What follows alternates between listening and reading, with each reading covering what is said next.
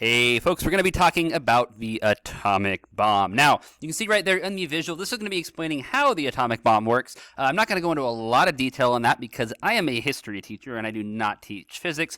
But basically is what you want to know is they're going to be splitting an atom. When you split an atom, it's going to cause a massive, massive explosion, which is really what causes an atomic bomb to work. So if you have questions about that, go talk to a science teacher or look it up. But be careful in your Googling of how to make an atomic bomb because, that might not go over too well. You get what I'm talking about right through there. So, first thing we need to talk about is the atomic bombing, is the Manhattan Project. Now, the Manhattan Project is the code name for the project that was used to develop the atomic bomb. Now, during this, secrecy is key.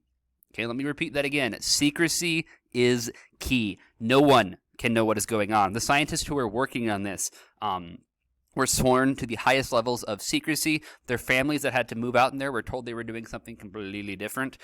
Is going to be really, really key to keep this incredibly secret. It's going to be developed by the United States, Canada, and the United Kingdom, not the USSR. Now, I want you to just think for a second, why would the USSR, with Joseph Stalin, not be included in the development of the atomic bomb? Because remember, at this time period, the United States, the U.S., and the USSR are all fighting together against the Germans and against the Japanese.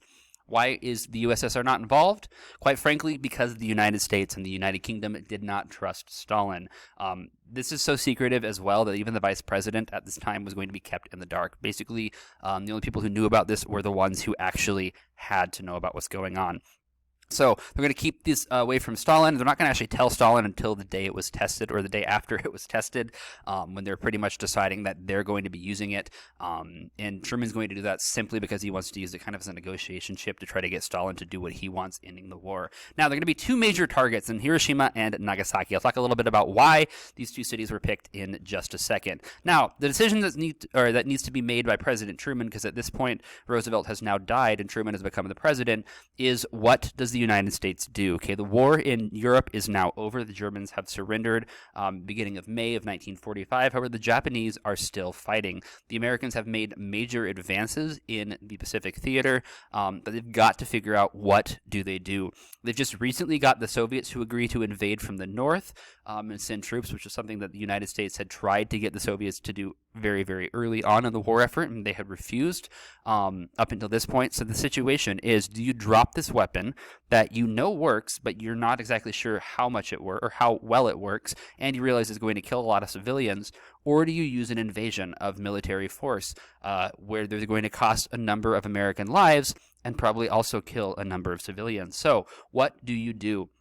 Ultimately, the United States is going to determine that they are going to drop the bomb. Now, the first bomb is going to be dropped on the city of Hiroshima. As you look right here in this picture, this is directly below where the bomb would have dropped. Okay, you can see this building and everything is pretty much destroyed. That one building, it did survive. How? I have no clue. That was just a total mere fate. Okay, it's going to be dropped August 6th, 1945, and the bomb's name is Little Boy. It's going to explode over top of a hospital. Now, this was not planned to happen this way. The bomb was a little bit off where it was supposed to be dropped, and it did explode over a hospital. There are going to be a large amount of effects of radiation because when you split an atom, you're going to have radiation, which is going to cause really long-term effects. It's going to cause a number of issues and ultimately lead to cancer and poisoning and death of a number of individuals. At this time period, when the bomb exploded, 20,000 soldiers were killed, in addition to 70 to 126,000 civilians. Now, there's a lot of questions on why Hiroshima was picked. Hiroshima did have a major military base there. However, Hiroshima was one of the few cities in Japan that was not bombed previously. So there's a number of different reasons and theories as to why this happened. Some say the United States was simply trying to take out 20,000 soldiers at one point. Some also say that they're trying to hit a virgin target, so somewhere that's not ever been hit before, to see exactly how effective this bomb would be over a city. It's going to be the first ever use of an atomic bomb attack in history at all. Right here you can see a picture of an individual who would have had the radiation burns from the bomb. So when the bomb explodes, the first thing you're going to see is a bright flash of light, and then you're going to be blinded if you're in that general vicinity. You're going to be then thrown against the wall. With the shockwave hits you, The heat is going to burn you, and if you're not vaporized because you're too close, you're going to die later. If you're far enough away, you might just get chemical burns, radiation burns, but still not exactly a good way to go. Second one's going to be Nagasaki, which you can see right through here. This is going to happen 3 days later, August 9th, 1945, and this bomb's name is Fat Man. During this attack, 39,000 to 80,000 individuals were going to be killed, and Japan is going to surrender on August 15th, 1945.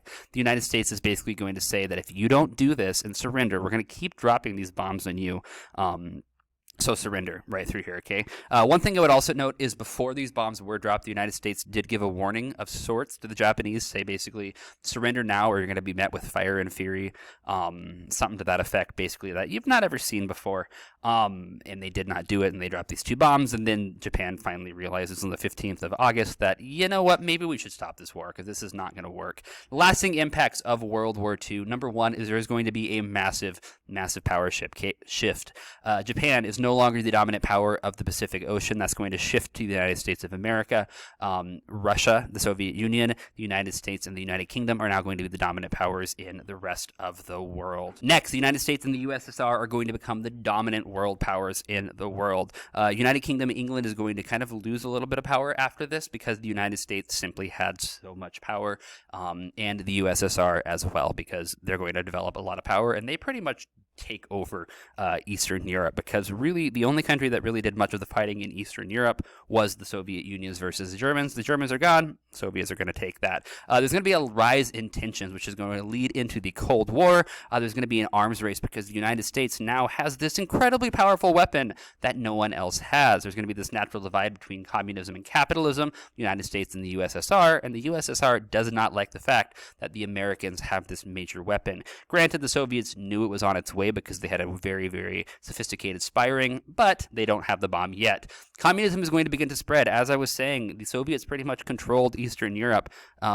after the war, and during really fighting up to end the war. So they're going to bring their style of communism there, and they're going to set up satellite nations throughout Eastern Europe and Poland, Romania, countries like that. Hope is going to survive because good has conquered evil. A very genocidal regime has ultimately ended, and the United Nations is going to be developed after the war to try to prevent a crisis like this from ever happening again. And the United States is going to implement the Marshall Plan, where they're going to be spending a large sum of money to rebuild Europe. If you have any questions, comments, please put it down below. Otherwise, I will see you later.